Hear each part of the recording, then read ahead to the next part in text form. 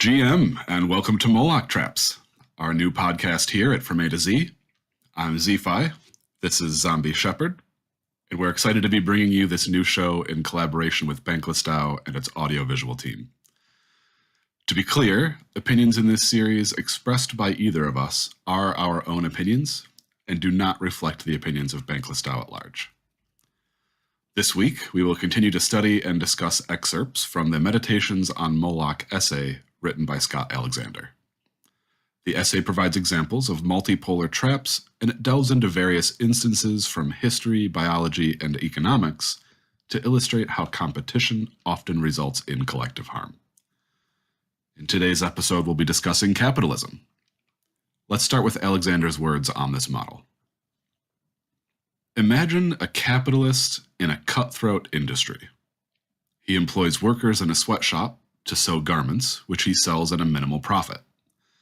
Maybe he would like to pay his workers more or give them nicer working conditions. But he can't, because that would raise the price of his products, and he would be outcompeted by his cheaper rivals and go bankrupt. Maybe many of his rivals are nice people who would like to pay their workers more, but unless they have some kind of ironclad guarantee that none of them are going to defect by undercutting their prices, they can't do it. Like the rats who gradually lose all values except sheer competition, so companies in an economic environment of sufficiently intense competition are forced to abandon all values except optimizing for profit, or else be outcompeted by companies that optimized for profit better and so can sell the same service at a lower price. I'm not really sure how widely people appreciate the value of analogizing capitalism to evolution. Fit companies, defined as those that make the customer want to buy from them, survive, expand, and inspire future efforts, and unfit companies, defined as those no one wants to buy from, go bankrupt and die out along with their company DNA. The reasons nature is red in tooth and claw are the same reasons the market is ruthless and exploitative. From a God's eye view, we can contrive a friendly industry where every company pays its workers a living wage. From within the system, there's no way to enact it. Moloch, whose love is endless oil and stone. Moloch, whose blood is running money. Once again, pretty dark, man. He does a good job of setting it up. His writings are succinct. Examples, I think, are great places to start from. Right. Like just starting right there from the nature side of it. I've said this before. I'm thinking the Moloch traps, but definitely in other things we've done, how I feel like we do compare the market with nature and evolution according to like survival of the fittest. And so we see a lot of overlap in that Darwin model and capitalism model. And I think that, I don't think we see it. I think we create it. Or maybe we do see it, but it's because of the dark aspect of like, if it is correlating directly to nature, it's because humans are still preying upon other humans as if we live in the jungle. In that way, you could say, and that's why that last sentence, the same reason nature is red in tooth and claw, or the same reason the market is ruthless and exploitative, is because to be nice will get you eaten. You will lose if you are not the most violent predator. Optimize for yourself or lose. Right. So, and that's a pretty good frame, I think. That's a pretty good frame to start with. Let's first talk about, though, just to get this set up, the functions and the uses and the claims of capitalism as they are today. Okay. Fair enough. Should we start by just basically explaining what capitalism is, does, why we have it, why we've chosen it? Yeah. Okay. Well, I think the broadest function of capitalism is, in order to get things done in society, you need capital. Businesses, films, whatever the idea is, curing a disease, like forming an army or a police force or whatever you're going to do, you need capital. So the idea is that people being able to freely use capital will efficiently structure society around the supply and demand that people have. Whatever people are demanding, the free market will provide because it's profitable to provide the people with what they need. I mean, that's a pretty loose, I think that's a good place to start. Capitalism also, it thrives on capitalizing on opportunities. If you see a problem to solve and you can come up with that solution, you can capitalize on the opportunity by designing a solution and bringing that solution to market. There are a lot of externalities, of course, that get thrown in there and costs that aren't accounted for, but the idea behind capitalism generally is to provide a better allocation of resources among humans. It's a coordination method that, might not be the perfect method, but it's the one we've kind of gotten to so far, and it's been better than most others, and this is where we're at. But ultimately, I think we'll see that it's not perfect. Well, I think one of the arguments for capitalism is that there really is no other system that gives individuals any kind of power, because almost every other economic system involves the state being in control of money in one way or another. And more centralized, right? Right. And so like the state being, the state already has a monopoly on violence. They are the only ones allowed to kill with impunity. They are the only ones allowed to form armies. And realistically, they're the only people that are legally allowed to violate the rights of its citizens through means of violence or in any way hindering your freedoms as to move around in any way, whatever that might be. So giving the state not just the monopoly on violence, but also the monopoly on capital and resource allocation is very scary. So that is the largest pro-capitalism thing you can say, is that like money allows other organizations besides the state to operate in ways that the state wouldn't predict, and to bring services that the state wouldn't provide. So in a lot of ways, may not approve of.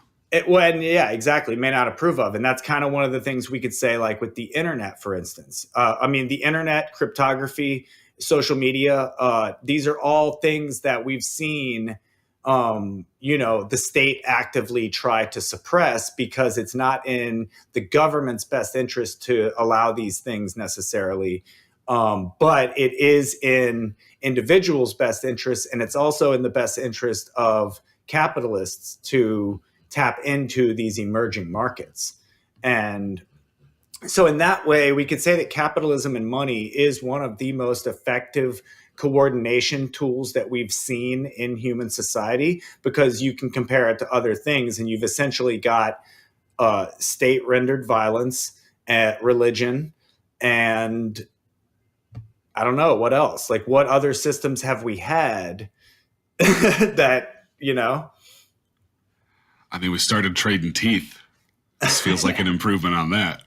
But yeah, it's hard to say that we've nailed it with capitalism as is. No, exactly. And that's the thing, is saying that it's the best thing we've produced so far is not saying, well, let's just stop here and keep tweaking this thing, because it seems that as the case, capitalism and democracy are the two best systems that we've seen so far.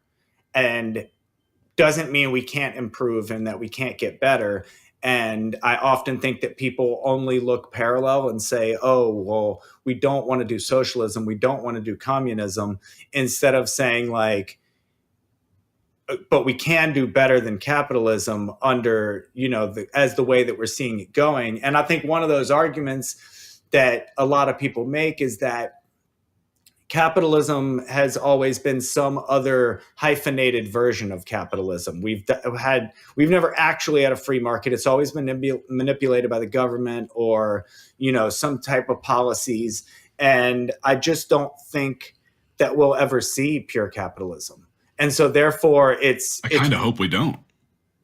Right. And I think that's the point, is that like pure capitalism works theoretically but we've never seen it, and Moloch takes over, and that's why you can't see pure capitalism, just like you can't see pure communism and pure socialism. We're not going to see pure any of these things, and there are the levers upon which you pull to tweak different types of societies based on freedom and capital efficiency and all these things.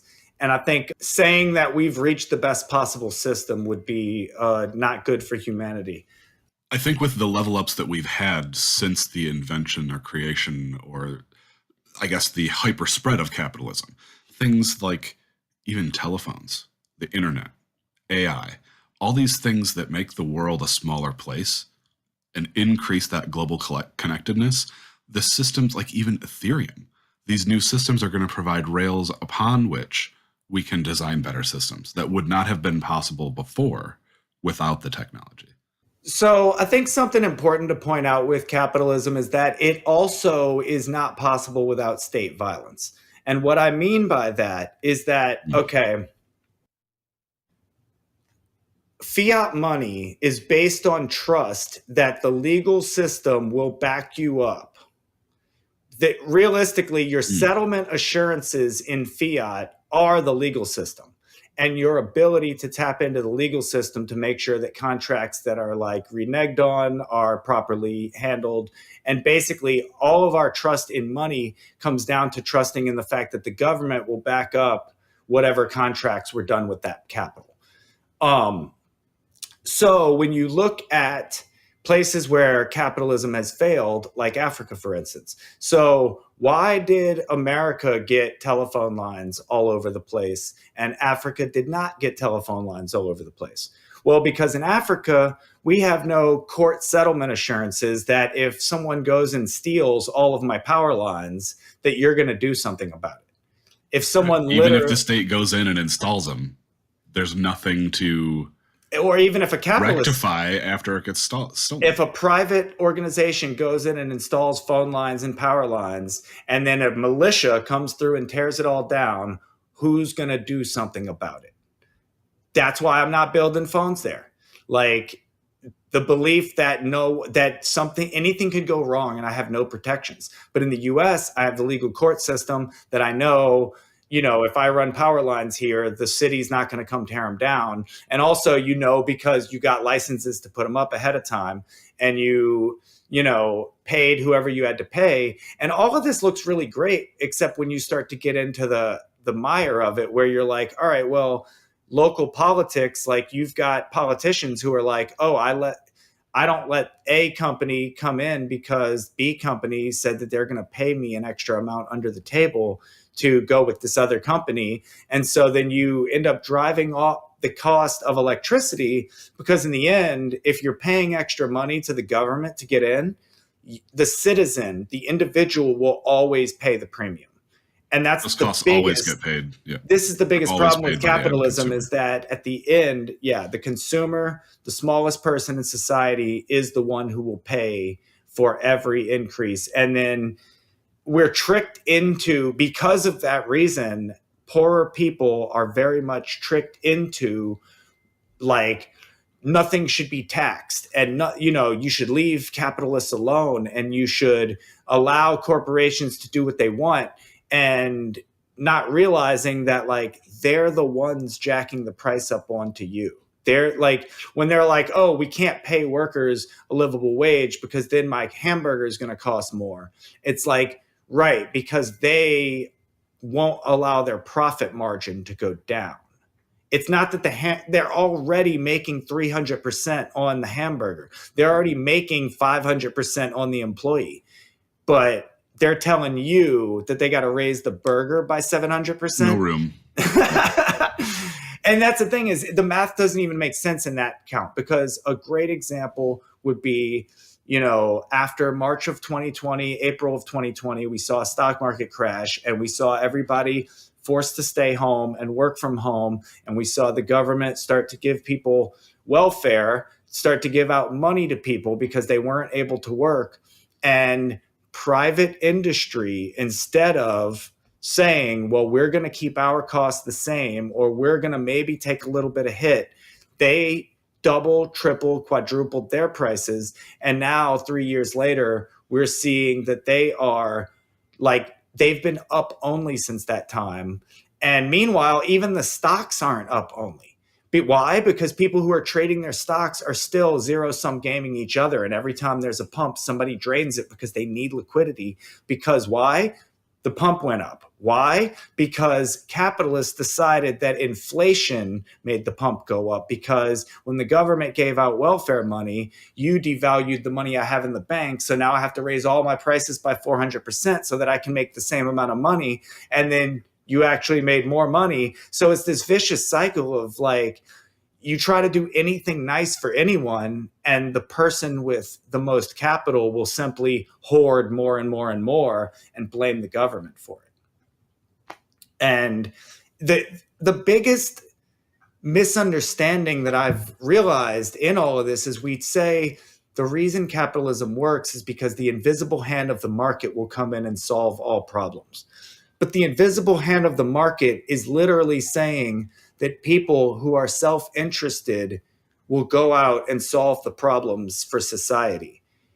But it's saying that that's the optimum way. Is the optimal way to solve problems for society is to act through your own self-interest. That's the model. That's the system. Right. And that literally sounds like Moloch whispering in somebody's ear. It's like, hey, if you do something for yourself, it's going to help everybody. And that's not even, it doesn't even make sense, because, for instance, a great example would be like any kind of illness. Let's just pick cancer. If I'm a pharmaceutical company, is it in my best interest to cure cancer one time for everyone forever? Or is it in my better interest to treat cancer symptoms forever? I make more money if I treat There's more symptoms. profit in the second one. There it is. Curing cancer isn't in the capitalist model. It doesn't work out to cure cancer. It doesn't work out in, in a capitalist system to give away healthcare. And in places where we see the state giving free healthcare, we essentially see like industries that don't like it there a lot of the time. They're being taxed heavily. Industry pays more money in those countries.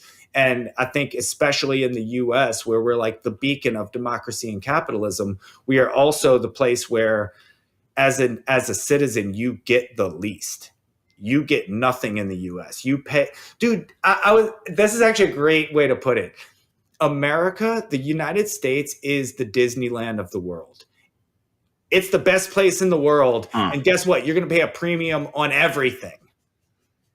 Everything costs more here, period, across the board.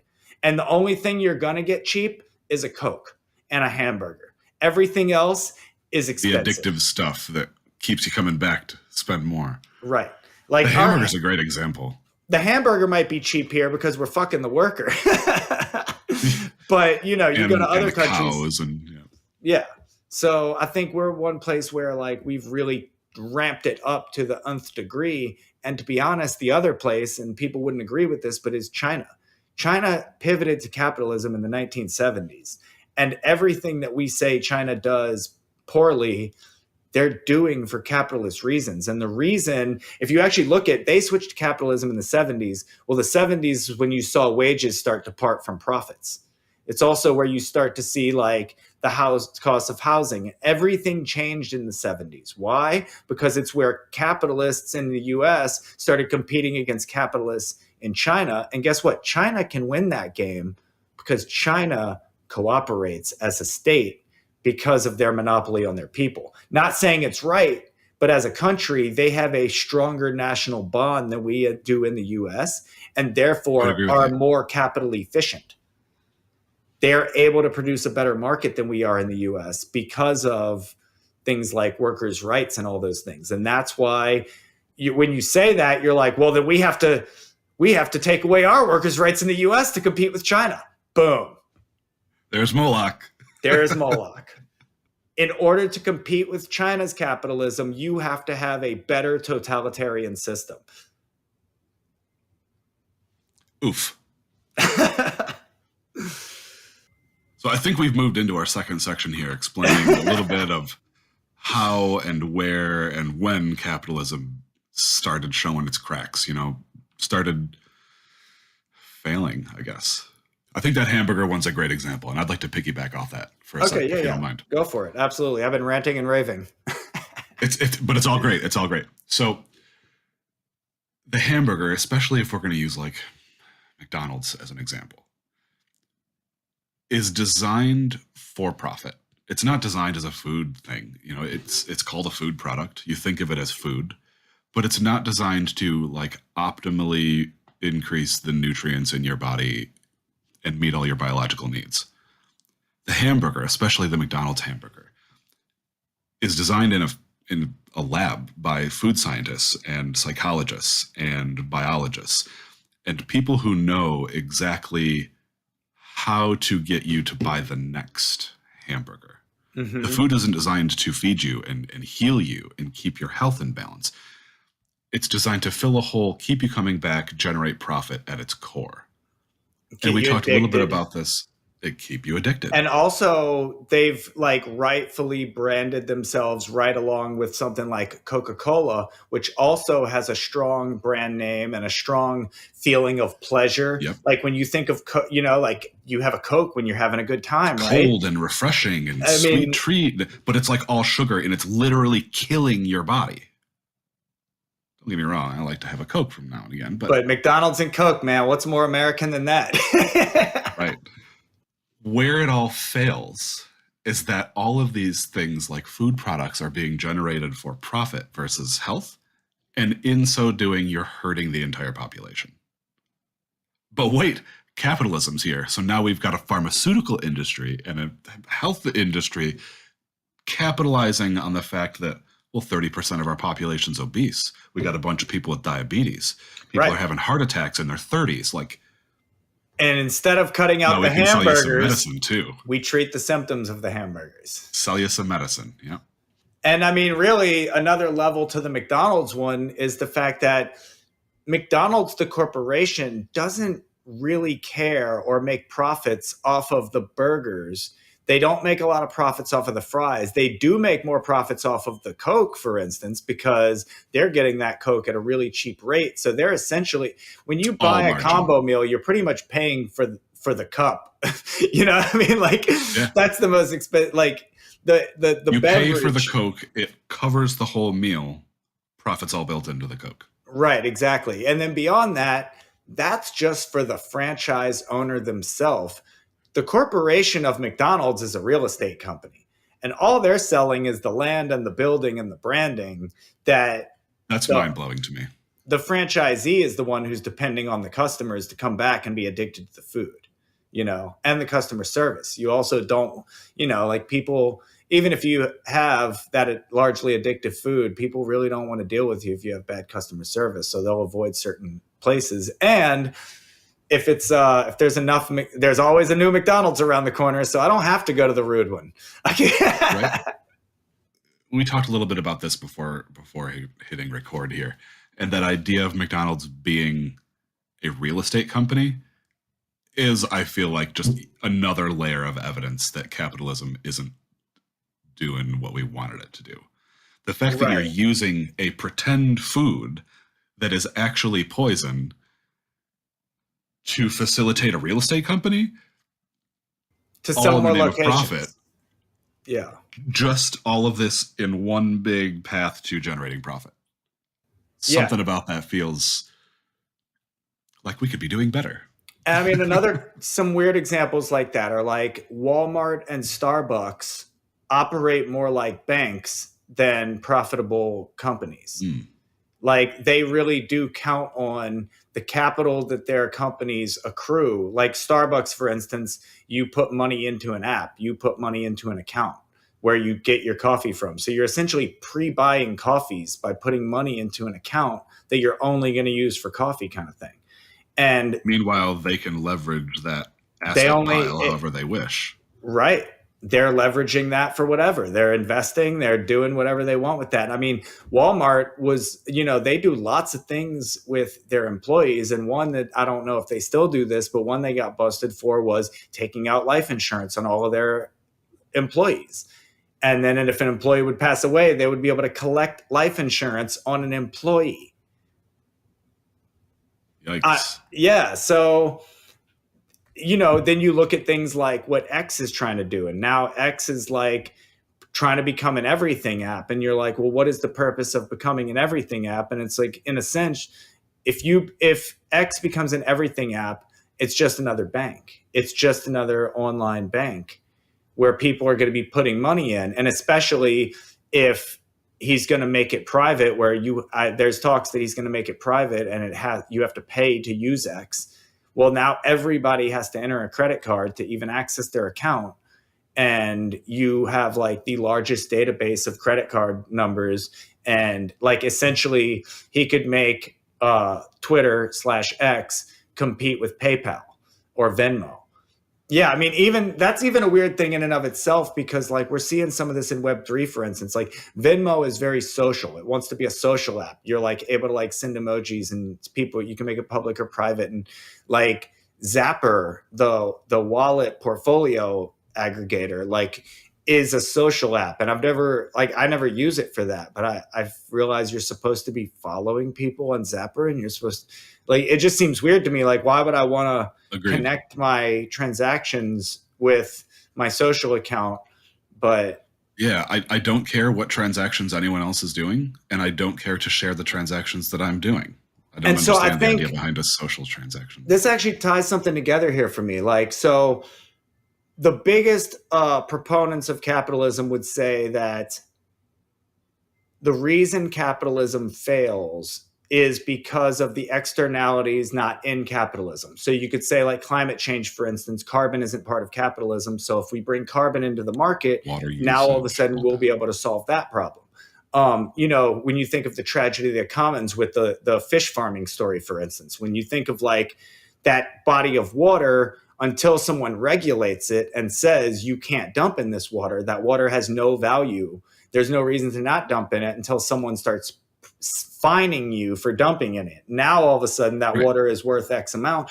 And that still becomes a negative thing because, like, as we said in that episode, well, if I can afford to pay the fine, if my profit is greater than the fine, then I'll do it. And the other problem with that, you say, well, just raise the fine. Well, now you're pricing out small businesses and because, for instance, you could say, well, the small business should have never dumped in the lake. Well, maybe they didn't, but they get framed by a bigger party who says that small business did this, not us. And now a mom and pop doesn't have the legal system. They don't have the money to pay the legal system to back them up, which is another huge problem with fiat monies in general, is that if you can't pay to tap into the courts doesn't mean anything to you. There's a small portion at the bottom where if you can't afford a defendant, you'll be given a free one, but you're getting that's only for criminal stuff, right?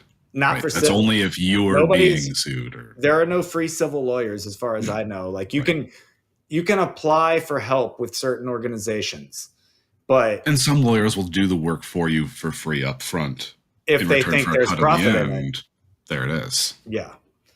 So there has to be profit in it. So this is part of the idea, is that all of these externalities are what's wrong with capitalism. And as soon as we can bring those things into the market, then everything will work better. And my fear there is that commoditizing everything doesn't actually make a more efficient market. It just makes it harder and harder on the individual to live. It makes it harder and harder to not be tapped into some corporation or government or larger thing to protect me from the world, because everything's out to get me. Everything is out to commoditize me. So please, you're begging for anything to take you into its system to protect you from all the other systems. It really kills your individual sovereignty in a world where everything becomes commoditized. Go ahead. I want to jump on that real quick. Yeah. I want to jump on just the idea of pricing and externalities, for example, carbon. I think it is important to somehow account for these externalities, like carbon going into the atmosphere, like, dumping your fish waste into this shared lake. And this is where regulation comes in. That's why we have things like that. But the thing with the externalities is, even if you can bring them into the system and provide a cost for them, and you're encouraging corporations to not dump in the lake for whatever reason, whether they have to price it in or pay for fines. All of those costs, number one, get pushed down to the consumer. And number two, these systems, these economic systems that we're building and the knobs that we're tweaking to try to perfect things, they have consequences and they have effects outside of just the economic system. And in this case, what I wanted to touch on, like the carbon credits for, is our biosphere, a non-economic system, has a limit to the parts per million of carbon dioxide that the atmosphere can support and still keep a habitable environment on the surface of the earth. If we're all being incentivized to capitalize on natural resources and capitalize on what the earth has provided for us with no need to like cost any of that in or provide any maintenance for the tragedy of the commons that you're grazing from, if we don't take into account that system, the biosphere system, in our economic system, we're going to end up ruining one with the other.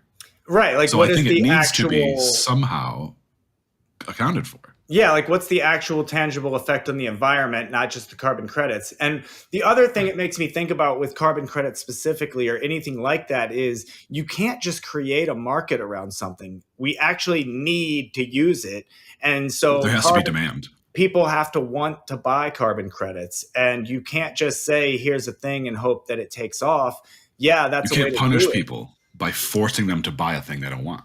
And that's essentially the only way it can work, is because it's always, okay, so if it's more profitable to pollute the environment, I'm going to find ways to pollute the environment.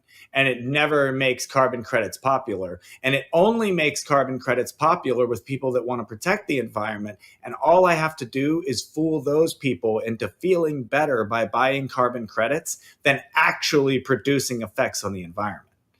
And it, you know what I mean? So it's also been psychologically found that if you do good things like buying carbon credits or recycling, and you do these small things, you give yourself more of a pass for doing big things.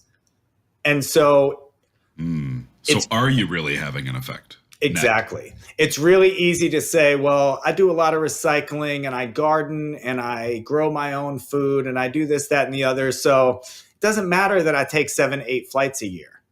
You know, it doesn't matter that I drive a big gas guzzling truck. Right. Because I recycle. You give yourself a pass on other things. And so I feel like carbon credits is very much one of those things where people who want to feel like they're trying can like buy up carbon credits or carbon cryptos or whatever. And they give themselves this good feeling that they're doing something. But like, they really don't know if the person selling the credits is legitimately taking carbon out of the air. And until we actually find uses for the carbon. So this is another thing. When the carbon itself is able to be commoditized and turned into a real product, and now, like, say we can replace plastics and fossil fuel plastics with carbon, like, and maybe we can make things out of carbon, and that becomes the new like way that we get things and stuff instead of fossil fuel plastics, then that's a useful reason to take carbon out of the atmosphere. Now all of a sudden you're incentivized. Right. So that is the tricky part about all this, is that we're saying like that is the purpose of capitalism, is to solve all these things. And the things that don't get solved, it's because they're outside of capitalism. Now, let me flip that a little bit, because I can see where that makes a lot of sense. And I do think it's a bit like dystopian to think that we should commoditize everything, but I do still see how some of those things can function. However, as we talked about in the last episode with the Malthusian trap, is part of the reason the Malthusian trap is kind of not real is because we see how much we waste and throw away every day. We actually see capital pooled in single individuals and in certain companies to the point that we know there's not even close to a, let's not even say fair, but a reasonable distribution. It's not even that we're trying to like make everything flat and even, but it should look reasonable. Like the people at the top should be on the same page of the bar graph with some of us at the bottom. It shouldn't be... You shouldn't need to print extra pages just to get to that top data set. Yeah. Exactly. So we shouldn't have to like measure in Googleplexes in order to get to like... a comparison. So, knowing that we live in that level of wealth, it says that is capital and capital allocation even a fair measurement at the individual level? Why should people be competing for resources and working for hourly wages in a world in which if you divided all of the capital up evenly, there would be $100,000 a year for everybody forever? You know what I mean? And what It's I all mean, here. I guess We what I have mean by enough. forever is it would keep cycling, obviously. Like, Sure. like, But essentially, we have enough of our resources. We have enough of our people. We have enough of everything for everyone. It's just not being allocated reasonably. and so the thing that we don't talk about in capitalism is the fact that the real purpose behind money and capital is to control the function of people in society, making people go to work every day, making people have to like juggle rent and this and that and the other, and putting you in a game where you're constantly playing a mathematical game with your money going in and out of the world, takes you out of philosophical pursuits. It takes you out of political and artistic pursuits. It makes you not think because you're constantly surviving. And we know that that is a rendered game, that it's being manipulated because you're throwing away more food than you need to, that you're throwing away more food than people need in the world. You're producing, I mean, this is a dark one. We literally in the US produce dairy products, cheese specifically, to bury underground. We're subsidizing people to make cheese, to keep the cheese market afloat, and literally burying it underground. Milk's the same way. Produce infinity milk, and whatever we can't sell or whatever is excess, you just dump it. Just dump it. So here we are polluting the environment, worried about all these carbon credits. It's like, is capitalism actually necessary in a world where you've produced so much that you literally just have to pour it down the drain in the name of more capital? And that's really the dark thing here is capital and capitalism and democracy and any government and societal system should be optimizing towards a better society, and a better society should be optimizing towards the quality of life of individual peoples within that society. And capitalism only optimizes towards capital. Yep. And this is going back to the prisoner's dilemma. If you're optimizing for one value at the expense of all other values, you're going to lose. And we are optimizing for capital at the expense of human happiness, anything else, environmental sustainability, maybe collaboration, any other factor is being discarded in favor of just capital. That's actually a big one there too. So the other cognitive dissonance in the idea of capitalism is the idea that competition will produce a better outcome for everyone, and instead of cooperation.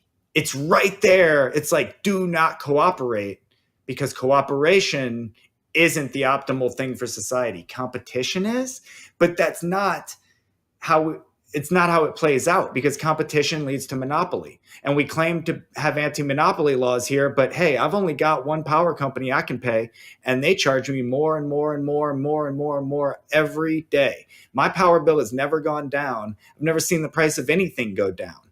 So that's the problem here, is that like we blame the government for printing more money, but we don't blame the industries for constantly only raising the price. And then we actually say the industries have to raise the price because the government printed the money, not the other way around. But it's all a big fabrication when you see how much goes in the trash and how much is poorly allocated by being in the hands of 3 to 8 people. You know, we're just really reaching a point in human society where you can't pull the wool over our eyes with this particular system anymore. We see that capital efficiency is not really working. Like if you're efficiently funneling it away from everybody to a few set of people. Yeah, I would agree that it is efficiently working very well. It is as a reallocating that capital upward, only all of it.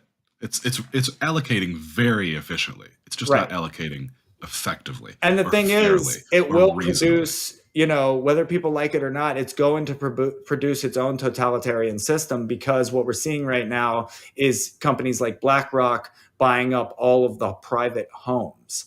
And so that means, like, fast forward 150 years, people don't own homes. Only corporations own homes. This is the You rent great homes. reset you're talking about. And the problem is that the Great Reset, everybody keeps saying, this is the government doing this to us. It's like, it's the capitalists doing it to you.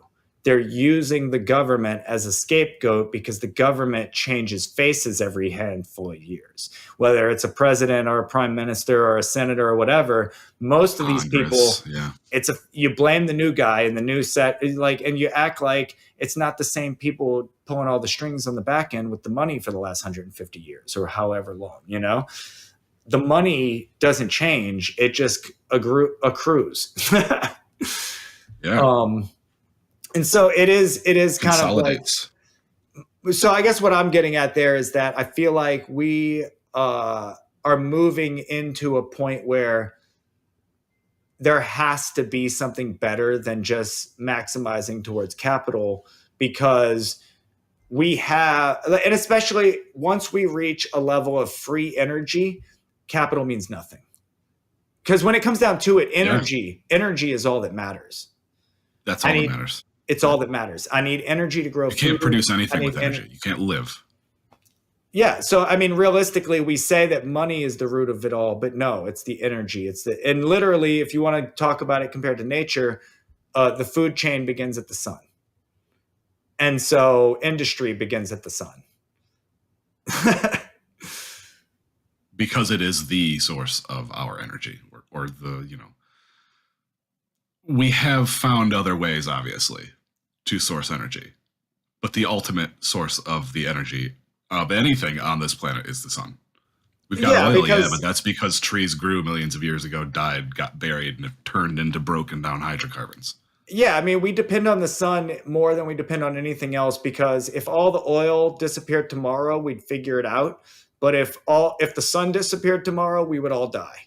Photosynthesis stops, everything stops. All the oil in the world would not give us a sun. Right. So the reality is, it all comes down to that. And I think that capitalism is the greatest system we've had so far. Let's give it that credit. Money has been a huge coordination tool. Yes, it's done a lot of evil things. It's still doing a lot of evil things. Greed will exist even without money. We will see other forms of these things take place. But I do think that we're moving into a post-capitalist world, in the sense that capital is not going to be able to rule everything forever. There's going to be things that become more important than just outright money. And I think that the idea that capital is the most important things in the world lives on the idea of scarcity, which we know isn't true because of how much we throw away and how much is accruing in the hands of a few people. So the scarcity is manufactured. And the real question that I guess people would pose to us, or me, in that is, so if capitalism wasn't the system, why would the industries keep producing? And I think that... Well, they're incentivized to. Well, they are under a capitalist system, but let's say as capital becomes less and less important, why would I continue to be in the dairy industry? And I think that what it comes down to in a lot of ways is, like, maybe we would only have to work so many hours a week all of a sudden. Like, we think of the 40-hour work week as normal, but like, maybe everybody cranks it down. Maybe everything's slow. It's this constant 2% GDP growth that we're chasing that keeps us overworking and overproducing. And maybe we're chasing that so that inflation can continue at 2%. That's the reason we need the 2% GDP growth. Is because we're a 2% inflation rate. So maybe it's not even that capitalism is a bad system, but we're working with a bad money. This money needs to produce 2% every year, and that's just not possible in a finite world. And more importantly, like, what we need is way below that point. Like, we're throwing it away. We have so much excess. Yeah. we're throwing it away. So why are we working 40 hours a week to bury cheese? Let's work 20 hours a week and create the amount of cheese that we need. And like I said, it's because the real purpose here is people are afraid what will happen to society if everybody doesn't have to go to work all the time. They're worried about crime. They're worried about like gangs in the street and all these weird random things. And I think people have this like idea that if people weren't busy with work, they would be out being criminals, instead of like, the reason people are out being criminals is actually because the work that they can get doesn't produce a quality of life worth having. The system is broken. Yeah. So if the system's fixed, idle people in a fixed system aren't going to be doing broken system stuff. Exactly. And I mean, the other part of it too is the mental health situation. If you give people access to better resources, both in society as well as healthcare and other things, like I just think that overall, the reason we live in a dystopia and the reason we believe that more freedom would create more dystopia is because of people rallying against this particular system, which people think about capitalism only as old as the US, but it is much older than the US, and people have been fighting against it for hundreds and hundreds of years. And I think that it largely comes down to like, yes, democracy and capitalism has been the best system so far, and people are willing to stop there. But a lot of us are willing to say, no, we can go past this. We can produce better. We can't stop here. That has to be the takeaway. That has to be the takeaway of our existence right now, currently on the globe, is we need to improve our systems. So yes, this might have gotten us growth. Yes, this might have gotten us this far, but it's not ideal for the long run. So we need to build something new. And hopefully we have the tools now to do that. Yeah, I think one mind shift it will take is actually like, so as I said earlier, if capitalism is a direct one-to-one with survival of the fittest evolution, then I think at first we need to look at humans as above an animal status and say, like, is survival of the fittest the best system to be applying to someone who has removed, like to a species that's removed itself from nature? I think optimizing for survival of the fittest has turned us into a predator so violent we're killing ourselves. And we just don't need to do it. Like, we're doing it in the name of profit. And we create our hamburger for profit to get us sick so that we go to the doctor for profit, so that we can get some prescription medication for profit. And when you get home, they'll tell you, well, you got to pay more in your energy bills to live, and your rent's going up. And it's just this constant drive for profit breaking. We're not being chased by the tiger in the jungle anymore. We're literally stalking each other at the pump, at the grocery line. Any way we can, we're taking advantage of each other. And I think that that's something we haven't really tapped into deeply, but there is another definition of to capitalize, and that is literally to take advantage of any asymmetry, any weakness that you can find. And I think that that's essentially how we've seen the business world go on. That is the critique of films and books like American Psycho, is to say that like people will step on their friends and their family and whoever it takes to get ahead, to get the bigger steak, to get the bigger slice of pie. And because that's the game that they're given to play. And that is not, and the reason it's the game they're given to play is because we say that we're still applying the law of the jungle to society. We're still saying that, like, watch your back because a tiger is right around the corner, and we're not admitting that tiger is another human being. Like, you see what I'm saying? So like, we think that people who fail under a capitalist system deserve to fail, and that companies, you know what I mean? Like, that's what it was saying in his example, is that a company that fails deserves to fail. And maybe that's true, but people don't deserve to fail. That's a complete, to say that people deserve to die because they don't play a game of math well is harsh. And it is, I mean, or for them to die because they're, let's say, beyond working age or disabled in some way that doesn't allow them to rent their time out for a wage. Yeah. And that was something Noam Chomsky said, is like, it is essentially close to slavery. The only difference is that instead of being bought and working for just your home and your food, you're just renting yourself. And we say that is a better system because you can rent yourself to whoever you want, except everybody in the country has decided that your rent isn't worth what your landlord is. Mm-hmm. And so that's where the system starts to break down, is because everybody wants to take from me and nobody wants to give to me. And if I fail in that system, it's my fault and I deserve to die. We have some opportunity for improvement here. Yeah, I feel like it's a very complicated thing. And, we've kind of gone back and forth with it because it's not easy to say capitalism is purely bad. It's done a lot of good things for the world, but it's also just short-sighted to say that we shouldn't be trying for something better. And that's kind of— that's well put. Yeah. That's my main takeaways from this is like it's a very dangerous game we're playing. And is it even necessary given what we're able to do as a species? And I think that we're playing the law of the jungle, and we need to start playing like we're human beings. We need to start thinking on another level. We need to stop thinking. The Malthusian trap puts us in that lower brain system of saying, oh my God, the tiger's right behind us. I must do whatever to maximize for myself because somebody's getting eaten and it's not going to be me. Yeah. Or I can't eat. I have to optimize or else I can't eat. It's not a good system. Right.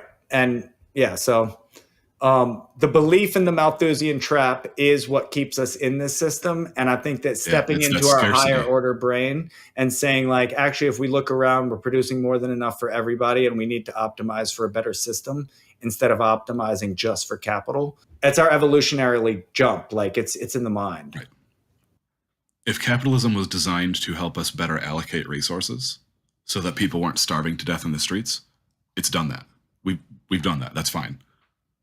Now is the time to maintain that allocation or improve the allocation. We all have enough. Nobody's starving. I mean, we're starving because we're not allocating, but we have enough on the planet that everyone on the planet has enough.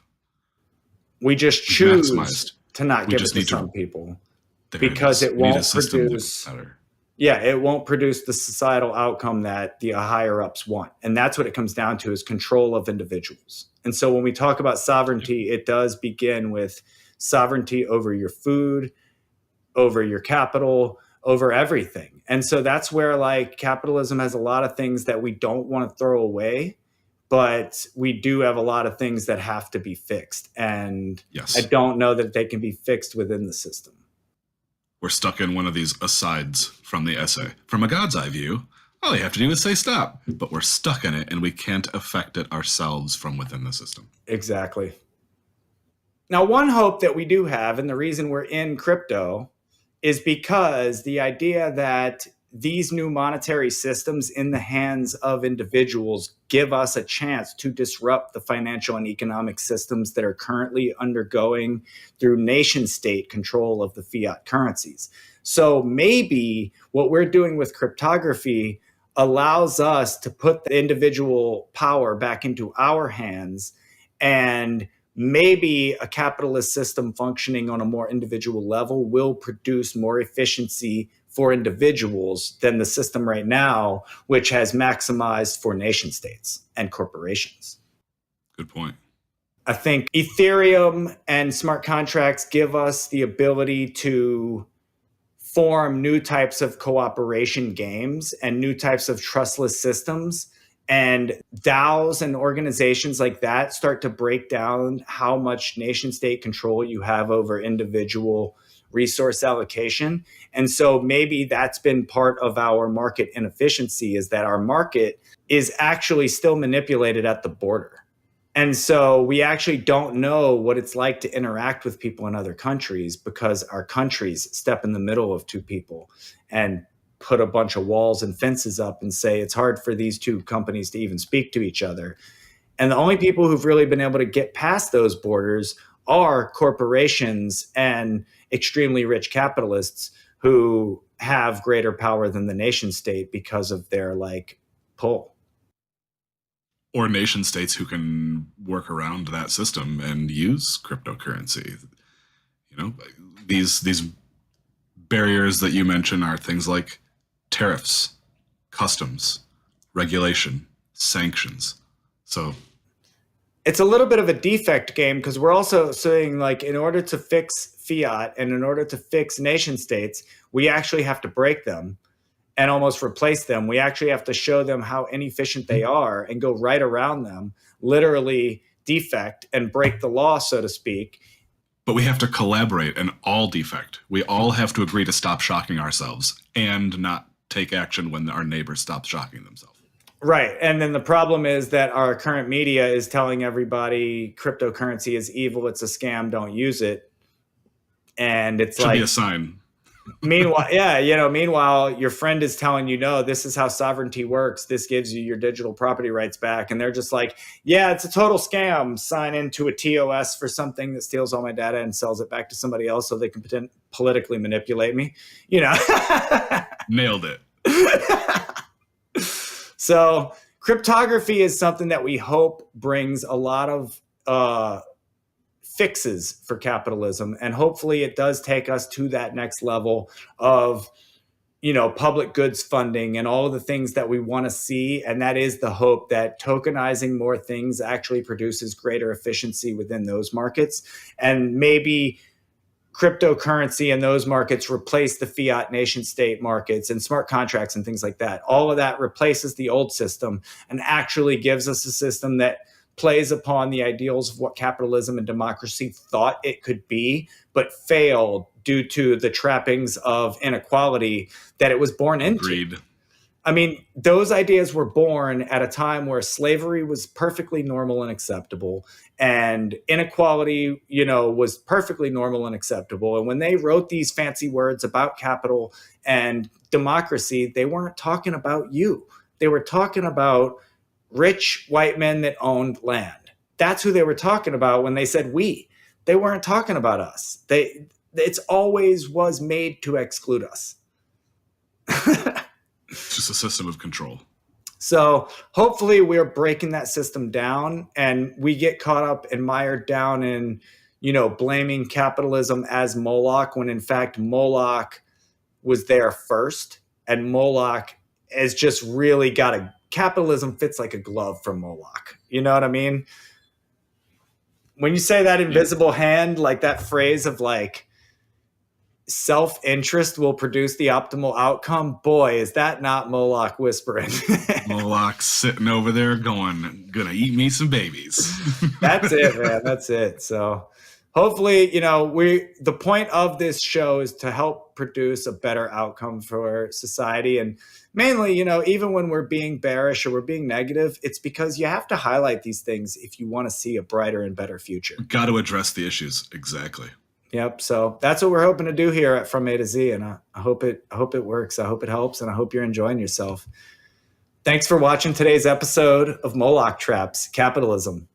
We really hope you enjoy the series. And as always, none of what we say is legal or financial advice.